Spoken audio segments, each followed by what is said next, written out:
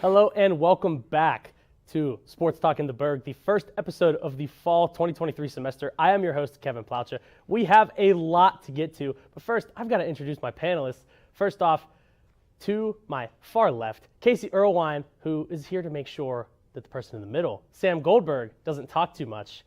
He's still trying to recover from his near heartbreak with the Philadelphia Eagles.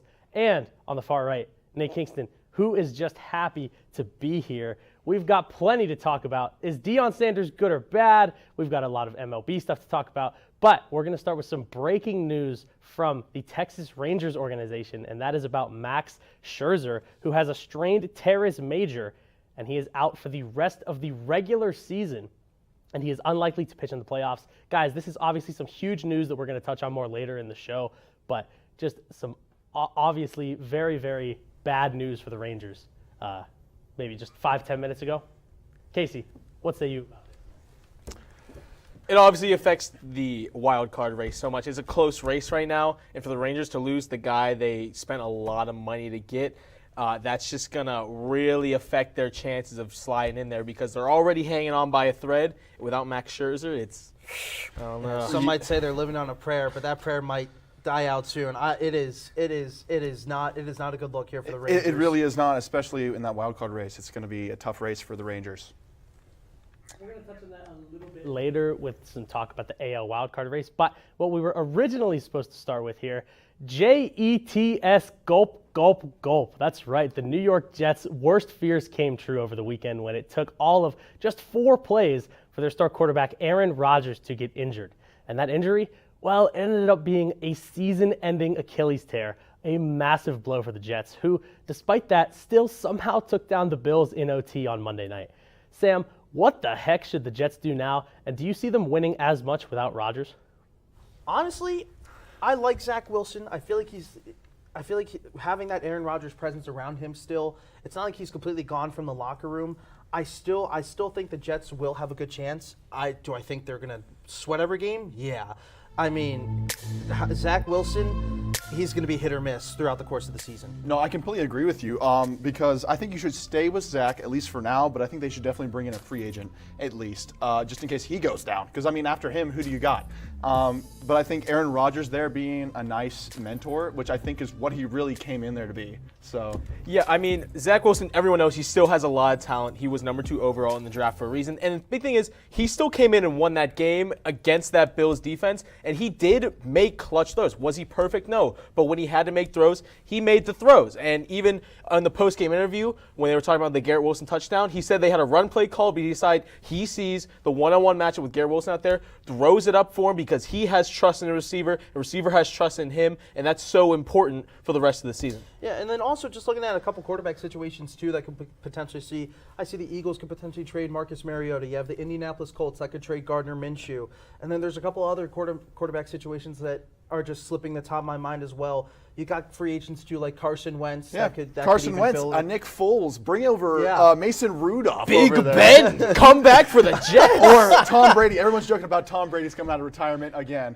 but I don't see that happening. But I think definitely having Aaron Rodgers there as a mentor for him is going to help. Plus, have you guys noticed Zach Wilson's throwing motion and throwing? He's throwing it just like Aaron Rodgers now. That jump pass thing, and the way he moves in the pocket as well. And it's not like Aaron Rodgers isn't going to be there for the rest of the team. He's still so invested, so he's going to be there the rest of the year, telling Zach Wilson everything. He's going to be in his ear. This is what to do. Exactly.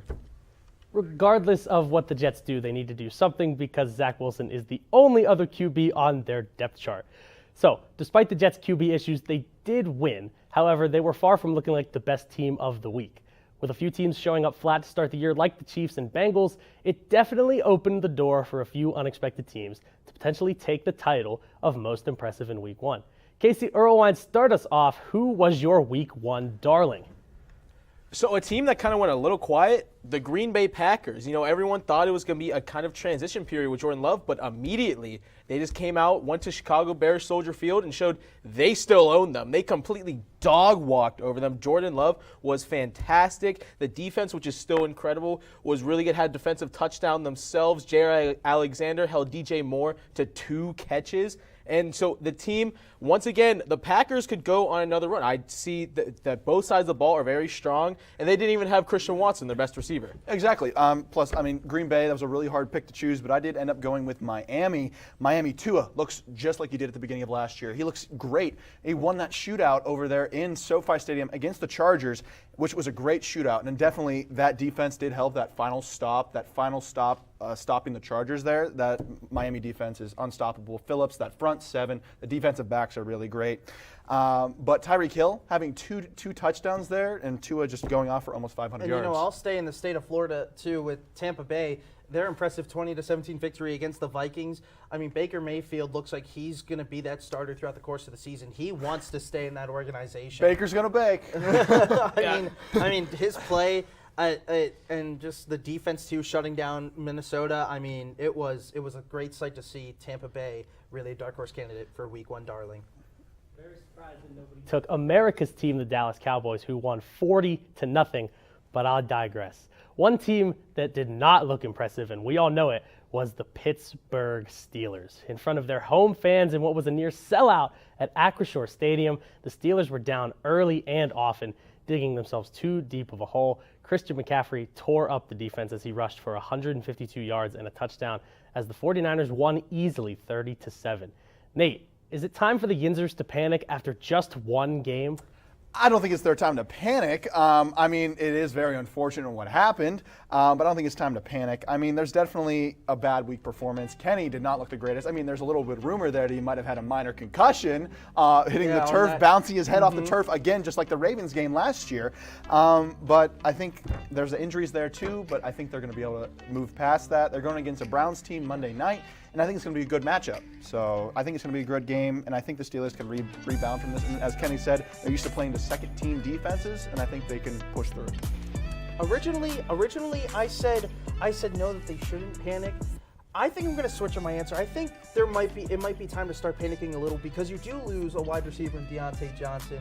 Cameron Hayward is also out as well. That's two big pieces of this team on both sides of the ball that are gone. I mean, we saw last year defense when they lost T.J. Watt. I mean, Cam Hayward tried so hard, but just couldn't do anything. Yes.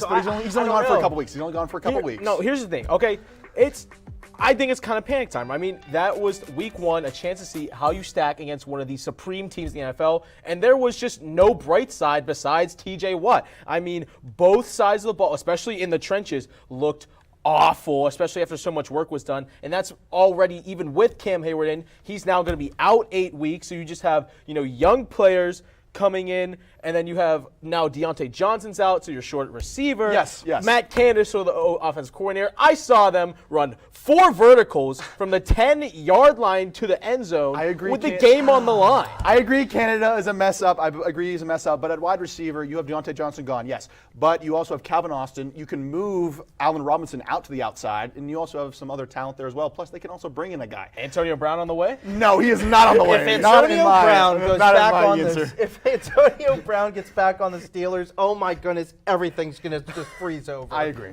Let's move on.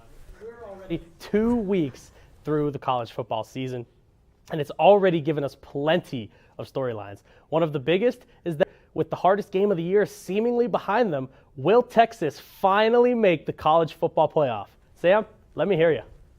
So usually I'm a horns down type of person, but in all honesty, I've liked what Texas have done these first 2 weeks. They easily handled Alabama. I really do think Texas could be a dark horse in this college football playoff. Is everyone a dark horse to you? No. They're number 5 in the country. Dark horse, guys. Well, no. Texas hasn't been in the college playoff, or let alone won a college playoff in forever. I probably wasn't even alive yet. Okay. I don't think any of us were alive. Okay, so relax. But they went from what? They moved from 11th to what? 4th now, I think. They're 5th now. My bad there. They're 5th now, and they only play what? 2 more teams that are ranked right now. They play Oklahoma and they play Kansas State. The only 2 ranked teams left in their season. So I think it's a pretty easy season for them. Here's the thing. You guys talking about their easy schedule. Oh, Quinn Ewers looks good. They're going to mess it up. Somehow, somehow. How are they going to mess it up? How are they going to mess it up? It's college football. Horns down. Anything can happen. Horns up, buddy. Anything can happen, first off. And their coach. What, is Ewers just going to magically stop knowing how to throw a football? Oklahoma, watch out. They can win that They game. don't have a defense. Sark, their head coach, has never gone better than 7-5 in his coaching career with them. And, that Alabama team was one of the weakest Alabama teams we've seen in years. It's not that Alabama. impressive team. I don't think, Oh, my especially goodness. with their schedule, I just don't see how they can surpass like USC or Florida State or all those big four up there. It'll be a tight game. Move on. The data has been there to show that Texas might choke it, but we're going to have to wait and see. Another storyline in the college football world that cannot be ignored is the resurgence of the Colorado Buffaloes and head coach Deion Sanders. They're off to a 2-0 start and have the national media seemingly in the palm of their hands right now, with quarterback Shedeur Sanders looking like a star. However, it took a complete roster overhaul with some transfer portal help and Sanders, quote, getting rid of the mess, end quote. That quote caused some national backlash. Casey, is Deion Sanders bad for college football? If you think he's bad for college football, you're probably 60. Everything he's done so far is incredible. Coach Prime continues to be timeless across all of football. The team has looked so incredible. His speeches, the way he gets his team together, I would go to war for that man. If it goes World War III and one of the lieutenants is Deion Primetime Sanders, you will catch me on the front lines taking anyone down for that man. No, Deion Sanders, I mean, somebody better play him his song, man, because he is what college football needs. We need people that are like Deion Sanders. We need people that just fire you up. Like, I'm sitting there, like, I'm sitting. You know what? I loved Coach Prime so much. Colorado will make the college football playoffs. If they win out, Colorado will make the college if they football win playoffs. out, Let's relax. Because They play USC. ESPN had their two games. They had a combined 30% chance to win those first two games. I mean, if they can win those two games, I don't see them losing the game. Okay. I don't see them losing the game. I do think that that Prime is helping, but I don't think they're going to make the playoffs this year. I mean, they started out really strong. They're blowing up college sports and college football, in that matter, with Coach Prime. Their social media is blowing up. There's one video of a student from another team that is like, "Oh, you're going to mess up to this cornerback." That's a Travis Hunter, the video, the TCU video. I mean, there were this morning, 6:14 a.m. The student line was 2 miles long to get an extra student ticket for the ball game. Colorado is here to stay. It is going to be a major player. I'm excited. They got game day coming this Saturday. Colorado, you are in for a wild ride, and I'm along for it. Here's the thing: like, people complain about, the overall team, clean up the mess. Is that not what they do for every other sport, even professionally? Everywhere. Exactly, They just if your team sucks, get rid of who sucks and bring in someone who doesn't suck. He brought in his guys. Gave him a spark, and we'll see what Colorado does. We'll see him in the top 4 soon. Let's take it back a little bit, and let's move on to a sport whose season takes way too long to complete, and a postseason that sees some teams out in less than a week. It's Major League Baseball. Now, it's a tight race right now in the National League with 6 teams fighting for those 3 wildcard spots. Nate, who do you think will be left on the outside looking in the National League? So the ones I got San Francisco. I don't know if they're going to make it there. Definitely agree with you. Yeah, on San they're Francisco. 74-71 right now. I mean, they have a 24% chance of getting in, is what the metrics are. The statistics there. I also have Cincinnati. I know that might be a little hot, but I don't disagree there. Yeah. Okay. You can disagree. there. You can disagree. They're 75-71. 26% chance of getting in. I'm also Pirates fan, so I'm be a little biased there. So you can say that all you want. And then I also have Miami rounding that out. Here's the thing. Giants, I think they sneak in because 2 other teams aren't going to do as Arizona. Arizona has a tough end of schedule. They play the Astros, Yankees, who they stuck, but they're still a winning team. And the Arizona only has 37 wins against winning teams this season, and their pitching is just not the same comparable-wise to the other wild card teams. Chicago Cubs, it's a lot of hype on them, but I think they get out. And Really? Yeah, I just don't think it's Really? they're Even with NL MVP or Cy Young candidate The Justin Cubs are Steele, making it. The like- Cubs are making it. I'm sorry, they're making it. Oh man, I mean, I like the Reds because you got Ellie De La Cruz. They just have a ton of prospects. They got Joey Votto as well. I just think the Reds sneak into the playoffs. Move over to the aforementioned American League, where the fight to the finish doesn't include as many teams, but that doesn't mean it's any less competitive. As it stands, there are 4 teams fighting for 2 spots, including the aforementioned Rangers, who we just received word on that Max Scherzer injury a little bit ago. Sam, who gets left alone on the dance floor and doesn't make the playoffs from the AL? Well, I mean, it just doesn't look good for the Rangers. I don't know. Yeah, I'm saying they're definitely going to be falling off there. They're not going to. I don't think they're going to make it even in the wild card. So, I think you guys are bandwagoning off my answers because a little bit ago, I'm pretty sure neither of you had the Rangers and I did. But now, here y'all go. Okay, fine. My actual take was Seattle. Yes, you can smite me. You can take me down. I'm going to take Seattle here, not making it. I know it might be tight. I know they're 80-65 right now, which is pretty high. But I think it was really hard to pick a team that wasn't the Rangers. But I think they need to get their August mojo back because in August they were really going on, and then September they're trying to fade off a little bit. So here's the thing. What's important is division rivals, Seattle and Texas. They have 7 games against each other to finish out the season. So it's pretty much whoever wins more games there is probably the one that sneaks into the playoffs. Exactly. So, just continuing on with this race, I mean, I don't know. It's just too close to call. But a couple of disappointing teams too, like the Yankees. Like the fact that so many people were like, the Yankees are going to make the playoffs. Yankees. They are so bad. They are very joke. bad. I mean, that was the fact. Unreal. The Yankees, they're terrible. When we come back, has RMU football won fans back with their first win in over a year? Can the soccer teams continue their unbeaten streaks? And final takes are still to come later. Don't go anywhere. Plenty more to come on Sports Talk in the Burgh.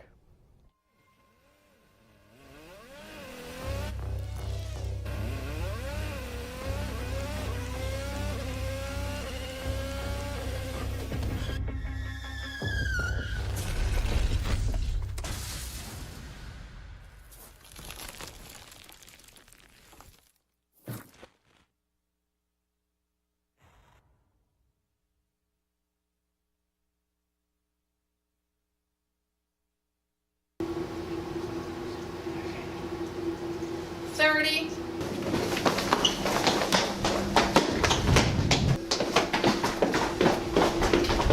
10, 9, 8, 7, 6, 5, 4, 3, 2, Run down. 1.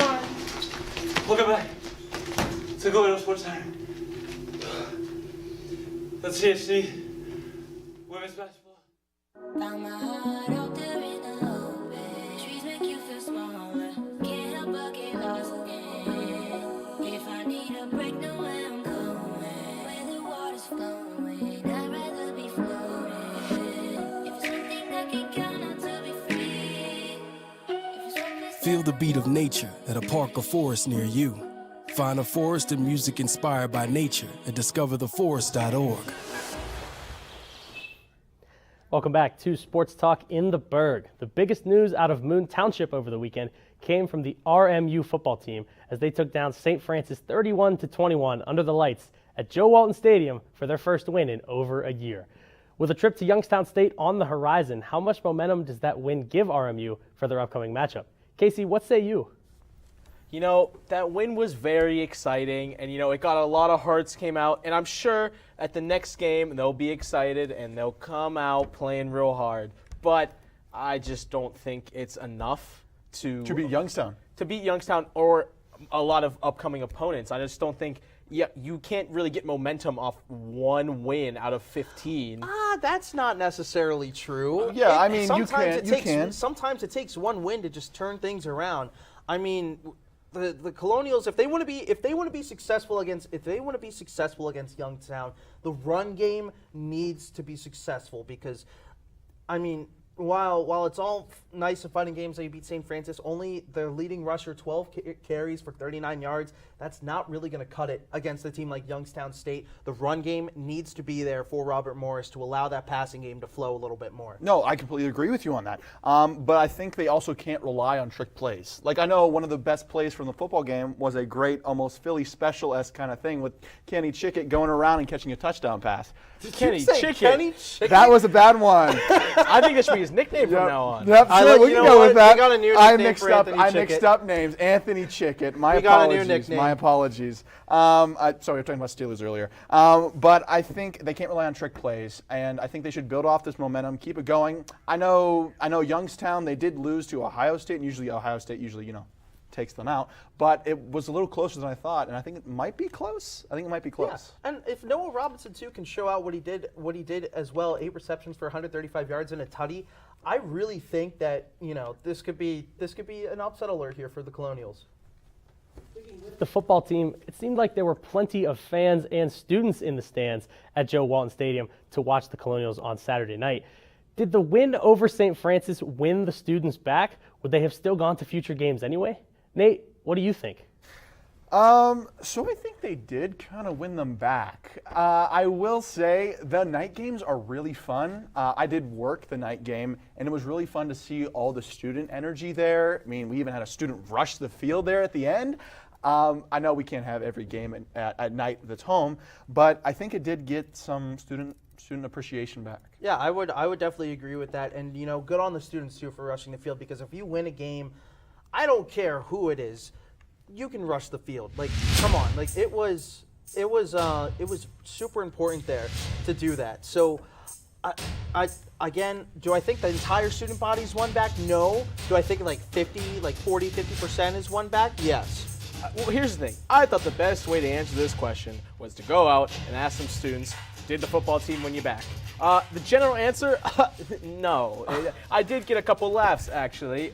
Some said it was nice to see a win, but they won't be completely back until they show they can win more. And some were just flat out laughing no, that they're still not there. So, me, as you can tell in the last question with how I answered, I'm not exactly back on the train yet. Okay. But as some students said, they just need to keep playing the way they did against St. Prove it wasn't a Francis. fluke. Try to get those wins, get some close games. Let's go. So I think it'll be good. I definitely want to see them play a close game. People come to games when the team wins. That's one thing that I've learned. Now, 2 programs at Robert Morris that haven't been short on wins are the men's and women's soccer teams. Both have started their seasons unbeaten, as the men's team sits at a 3-0-2 record and the women's team an outstanding 6-0-2 record. With Horizon League play just getting underway, which team do you think is more likely to sustain their success? Sam, take your pick. This is a super tough question to answer because both teams look really, really good, especially with amazing. their new style of play. The 3-4-3, it's a great attacking formation that both teams are running. Like, it's just really hard to predict who's going to sustain their unbeaten streak a little more. But if I had to choose one, I want to say I'm going to go with the women's soccer team, just because I feel like they're a bit more dominant in possession and they know how to control the ball just a little bit better than the men's side. But again, credit to where credit's due for both these teams. This is the first time in program history for like the first month of the semester where both teams are undefeated. So it's great to see RMU soccer thriving, and it's just tough to pick which team will sustain this unbeaten So you're streak. choosing both? I'm choosing both, but I'm giving the edge to the women's soccer team. Okay. For me, I'm going women as well. The men's team has been fantastic, but the women has just been so impressive, especially compared to what they were last year. The jump has just been incredible to watch for the start of the season. You said 3-4-3 formation. It's a good attacking formation, only 3 defenders, and they've still only allowed 4 goals in 8 games, and they've scored in that attacking formation has showed with 19 goals in their 8 games, and Duca 7 goals in 8 games. She hasn't even started a game yet. She's been honestly Renee incredible. Moorbacher, 5 goals, 3 assists. So with the way they're playing, both on the attacking side of the ball, defensive side of the ball, midfield, keeping the possession and everything flowing, I can see them having great success in Horizon League. Okay, yeah, I completely agree with both of you guys. I was really hard to choose here, but I guess I'll choose with the men's. I originally chose both. But I think tonight they're going to have a really good game against Duquesne. It's going to be a great matchup tonight. But I think Crosstown Riot yes, against Duquesne. Derby. Against Duquesne. So we'll have to see how they do there. When we come back, the guys will be giving out their final takes. Stay tuned right here on Sports Talk in the Burgh.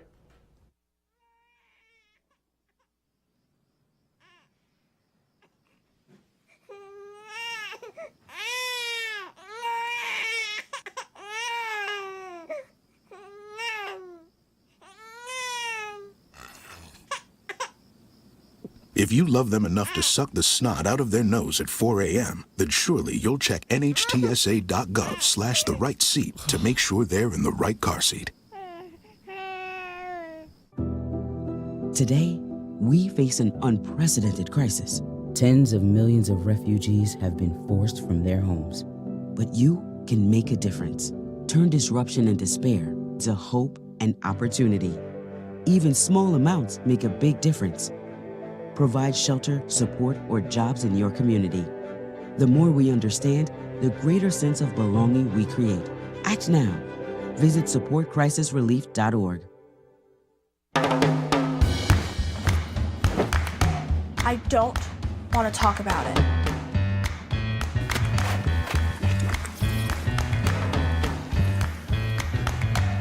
I don't want to talk about it.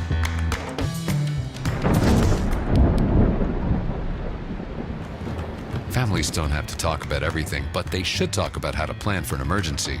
Get tips and resources to make your family's emergency plan. Welcome back to Sports Talk in the Burgh. It's now time for the guys' final takes. Sam Goldberg, you're up first. Appreciate it, Kevin. My final take is talking about how MetLife Stadium needs to get rid of their turf field and put in a grass field. We have seen too many times athletes going down to non-contact injuries. And last night, while Aaron Rodgers was getting tackled, his injury, which has been confirmed that it is his Achilles, which will keep him out for the rest of the season. It is time to get rid of the turf at the stadium and put in a grass field. It is getting to the point where this is getting ridiculous to see athletes getting hurt because MetLife Stadium can't put in a grass field. We have seen so many athletes go down to the turf monster at MetLife, and at this point, it's getting kind of ridiculous that so many athletes are getting injured because of the playing surface. No athlete should have to go out and worry about the playing surface. They should just have to worry about playing the game. So MetLife, take your awful field and get rid of it. I'm going to state the obvious and say Noah Lyles was right about the NBA, and it showed during the USA's performance during the FIBA World Cup. The team lost to Lithuania by getting dominated down low by Lithuania and lost to now the best player in the world, Dennis Schroeder in Germany. I watched Dylan Brooks drop 37 on their heads, for heaven's sake. The USA just doesn't have real hoopers anymore. The guys who come to the league now become stars just aren't the same type of dreamers we used to see coming into the league. They only care about looking for good for the cameras and doing all these three-pointers. Jaren Jackson is 7 feet and was getting 1 rebound a game. Why are you even that tall? And the fact that the best of the best players don't even care to show up for their country just tells you all you need to know about the state of USA basketball. If LeBron doesn't assemble the Avengers for the next Olympics, we are quite literally doomed as a nation. Okay, so with the NFL, with 1 week over, done with the NFL, many quarterbacks are coming back from last year after their injuries. These QBs being Tua Tagovailoa, who came back from multiple concussions and led the Dolphins in a shootout victory against the Chargers when he had close to 500 yards. 49ers Brock Purdy coming back after elbow surgery and not missing a beat from last season with a 30-7 win against the Steelers. I'm a little butthurt about that one. And the Rams' Matthew Stafford came back from his season-ending injury and led the Rams to a win over Seattle Seahawks. And the Buccaneers' Baker Mayfield proved he is still a starter in the league after a 2 TD game and a win over the Vikings. Now, I think that's a great win there. Anyway, thank you for tuning into Sports Talk in the Burgh this week.